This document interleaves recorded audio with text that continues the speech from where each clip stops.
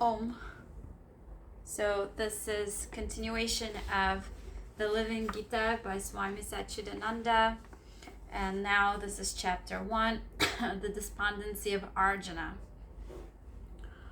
The first chapter is called the Despondency of Arjuna. Some people say that this first chapter is unnecessary, but if we explore it in a little more detail, we'll see how Arjuna got into his present situation and why the entire Bhagavad Gita had to be given.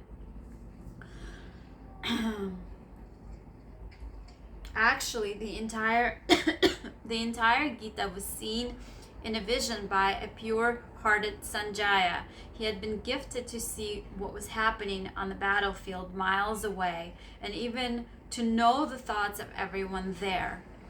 The Bhagavad Gita dialogue between Sri Krishna and Arjuna and the ensuing battle are all narrated to the blind king, Dhritarashtra, by the noble visionary Sanjaya. So I'll just do like sloka 1, which just means sloka 1, and then 2, and then I'll say when I'm reading the commentary. So 1, Dhritarashtra said, "Tell me, Sanjaya, what did my sons and Pandu's sons do when they assembled on the holy field of Kurukshetra, eager to fight?" 2, Sanjaya said, "After observing the Pandava army arrayed for battle, King Duryodhana approached his teacher Drona and said," 3, "Master, look at this great army of the sons of Pandu, marshaled by Drupada, your skilled disciple. 4, they have heroes, mighty archers, Yuyudhana and Virata, matching even the great Bhigma and Arjuna and Drupada, who is the great chariot warrior. 5, there are Drishtaketu, Chikitana, the brave king of Kasi, Purujit, Kuntibhoja, and Saibya, best of men. They also have courageous Yudhamanyu, villain Uttama Ujas, the son of Sabhadara, and the sons of Draupadi, all great warriors. 7, our leaders too are distinguished. Let me name them for you, who are the highest of the twice born. 8, there are you, Bhishma, Karna, Kripa, who is victorious in battle, Ashvatthama, Vikarna, and Jayadratha, son of Somadatta also. 9, and many more heroes and well-trained warriors, fully armed and ready to give their lives for me. Vast is our army under Bhishma. Theirs is meager in comparison under Bhima's leadership. 11, now all of you take your positions throughout your divisions and by all means protect Bhishma. 12, to embolden Duryodhana, Bhishma, the mighty great-grandfather of Kuru elder, roared like a lion and blew his conch powerfully. So now it's the commentary by Sri Swami Satchidananda. How did the fighting actually begin? The mighty grandsire Bhishma, the oldest in the family, was a very saintly person. But because he was head of the Kaurava family, he felt he had to fight on Duryodhana's side. He couldn't simply change his allegiance at the last minute. He accepted it as his svadharma, or his predestined duty. It's my duty to fight even though I know I'm on the unrighteous side. And it was Bhishma who actually began the fighting. He gave a lion's roar and blew his conch shell. Then Sri Krishna, Arjuna, and others blew their conches. The small point is to be noted that the battle was actually begun by the unrighteous Kauravas, not by the Pandavas.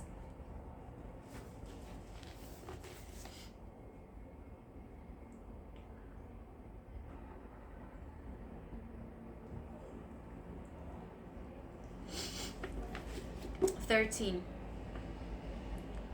Immediately the Kurus sounded their conches, cattle drums, cow horns, tabors, and trumpets, created a tremendous noise.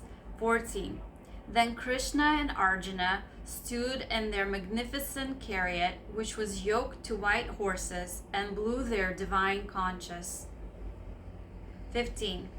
The Panchajanya conch taken from the demon Panchajanya was blown by Krishna. The Devadanta god-given conch was blown by Arjuna, and the Paundra conch by Bhima of awesome feats. King Yudhishthira, son of Kunti, blew the Anantavijaya endless victory conch.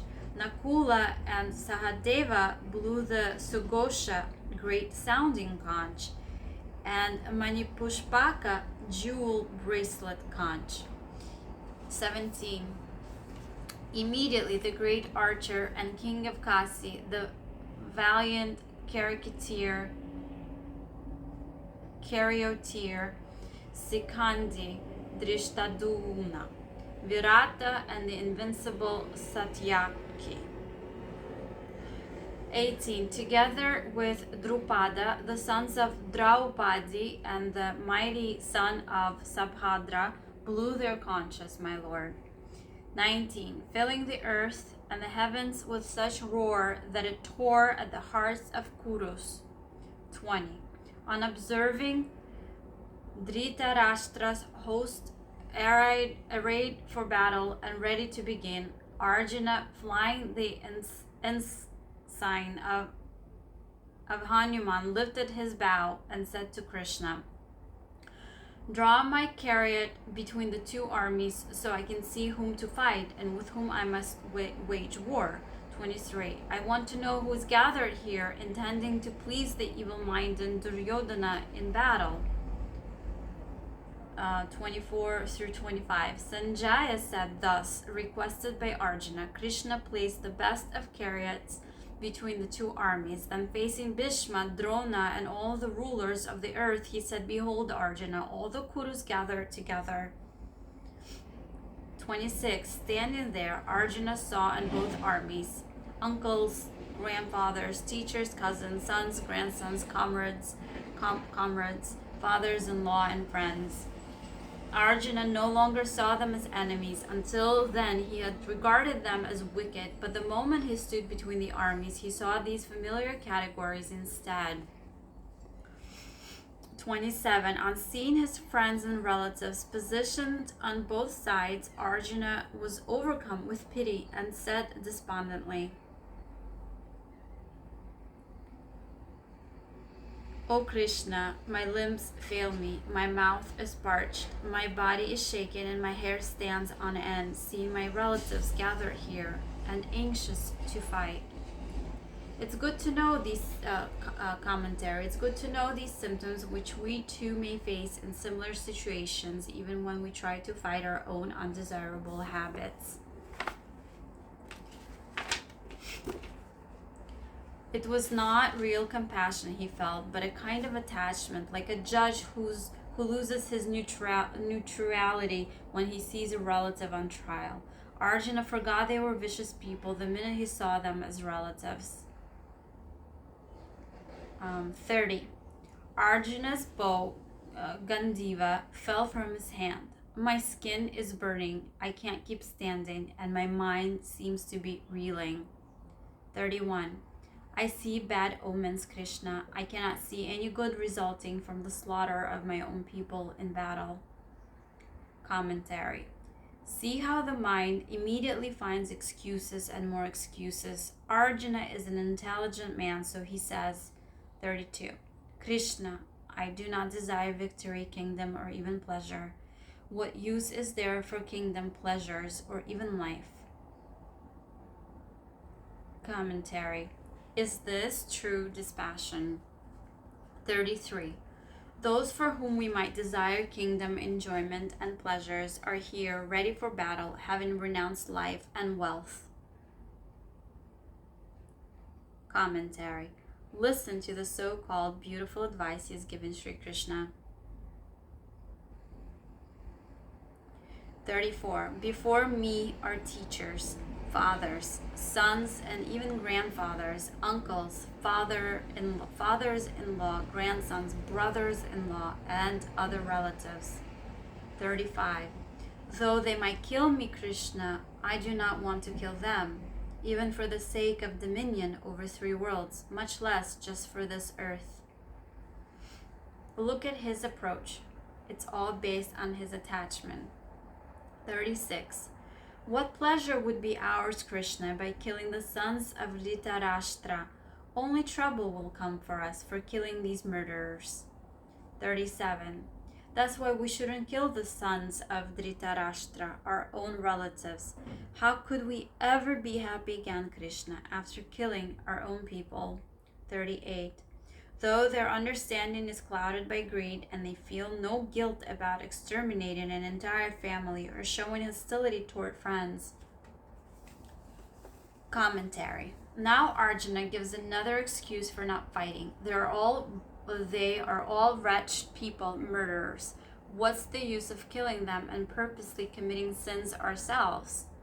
Why does he call them wretched? Because it's true. If you go through the whole Mahabharata, you will see no criminal offense to which they were strangers. They were all confirmed scoundrels.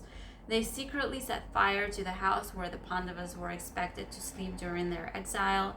They tried poison. They openly attempted murder. They deceitfully tried to deprive the Pandavas of their kingdom, wealth, and wife, Draupadi, who was married to all the Pandava brothers. Death is the reward that dharma, or destiny, will bring to such people, even if they happen to be Arjuna's relatives. Overwhelmed with this sentiment, Arjuna wants to save them, even though his duty as a Kshatriya, member of the ruling protecting caste, is to destroy evil. The duty of a king is to uphold righteousness. At the same time that he calls them murderers, still he wants to save them and speaks of committing sin. It's an argument based on sentiment. 39. Shouldn't we recoil from such sin, Krishna, seeing clearly the troubles that follow a family's destruction? Commentary. In slokas 38 and 39, Arjuna has begun arguing, by this the war we are going to destroy the family unit. This is a reasonable excuse not to fight if it's an unjust war. Sloka 39 clearly says, why don't we just avoid such momentous action which will cause so much sin? We know that this war will bring vast destruction and families will be dispersed. Many people will be lost in many families. 40. Sloka.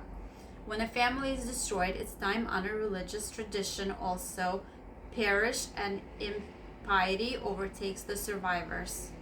The sloka clearly says when there is a decline of the family, so not enough people are left to take care of the community and the country, then the sacrificial actions are lost. 41. As impiety spreads, the women become unchaste and the family is corrupted. This causes the intermingling of castes. 42. With the mingling of castes, both the family destroyed and the family destroyers must suffer in hell without the aid of their descendants' devotional offerings. 43. When the castes are confused, religious traditions are ruined, and with it the family merits. All this caused by those who destroy a family. Commentary. And as you know, Arjuna continues, the men will be destroyed in this war. The survivors will be mostly women, and he says with more women and fewer men, the clean life will be disturbed. Even the women may become unchaste and can be corrupted. That will bring confusion and a mixing of various bloods and mixing also of the castes.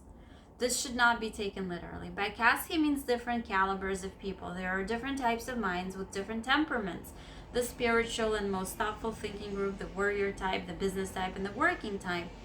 Arjuna warns that these types of people will get all mixed up. In those days, it was believed that people should marry in the same group to avoid cultural and intellectual differences. Normally, a warrior type of a person wouldn't marry a working class person. Not that either one was inferior or superior, but the thinking mechanism was thought to be very different. Such a mixture, says Arjuna, will cause terrible confusion, and this purity of life is disturbed. These are some of the reasons why he didn't want to fight. 44. Krishna, we have heard that people must suffer for some time in hell when the religious practices of their families are destroyed.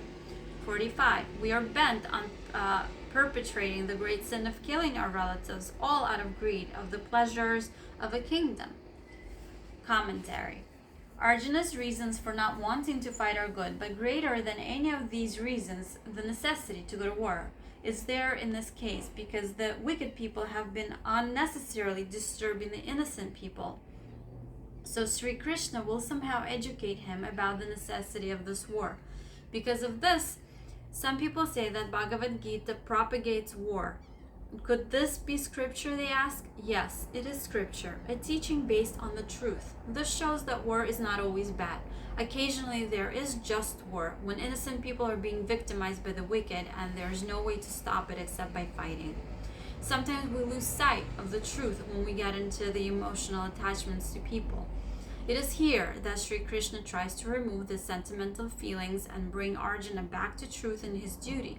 But overwhelmed with sorrow, Arjuna sits despondently on the chariot and abandons his weapons. 46. It would be far better for me if the armed sons of Dhritarashtra would come upon me unarmed and unresisting in battle and slay me. 47. Sanjaya said, having said this, Arjuna threw down his bow and arrows and sat down in his chariot, overcome with sorrow. Commentary. Thus ends the first discourse of the Bhagavad Gita, the Science of Yoga, entitled The Despondency of Arjuna. Oh, thank you.